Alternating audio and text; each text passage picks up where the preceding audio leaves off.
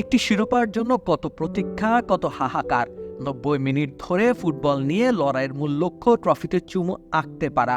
তবুও হ্যারি কেইনের মতো কেউ আজন্ম সাধনা করেও আকাঙ্ক্ষিত মঞ্চে পৌঁছতে পারেন না। ভাগ্য সহায় হয় না তাদের। মুদ্রার অন্য পিঠও আছে।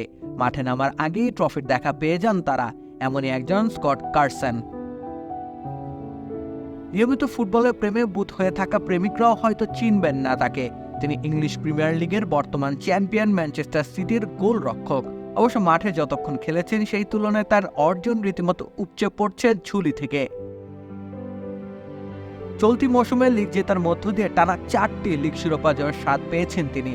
2019 সালে ম্যান সিটি শিবিরে লোনে যোগ দেওয়ার পর 2020-21, 21-22, 22-23 এবং 23-24 মৌসুমে ইপিএল চ্যাম্পিয়ন হওয়ার স্মৃতি যোগ হয়েছে তার ঝুলিতে। আবার লিগ কাপ ও সুপার কাপ উদযাপন করতেও দেখা গিয়েছে তাকে। এছাড়া গত বছর উয়েফা চ্যাম্পিয়ন্স লিগ জিতেছেন এই বর্ষিয়ান ফুটবলার। জিতেছেন উয়েফা সুপার কাপ এবং ফিফা ক্লাব বিশ্বকাপের মতো শিরোপা। সব মিলিয়ে তার অর্জিত ট্রফির সংখ্যা 11টি। অথচ এই সময় তিনি মাঠে নেমেছেন স্রেফ 107 মিনিটের জন্য। অর্থাৎ গড়ে 10 মিনিটের কম সময় খেলে একটা করে ট্রফির স্বাদ পেয়েছেন কার্সন। এই ইংলিশ ভদ্রলোক মূলত সিটিজেন স্কোয়াডের তৃতীয় পছন্দের গোলরক্ষক। অনুশীলনে সতীর্থদের সাহায্য করা আর এডারটন ও ওর্টেগাদের সঙ্গে নিজের অভিজ্ঞতা ভাগাভাগি করাই তার প্রধানতম দায়িত্ব।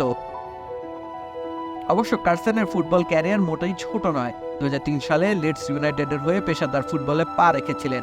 এরপর খেলেছেন লিভারপুল, অ্যাস্টন ভিলার মতো ক্লাবে।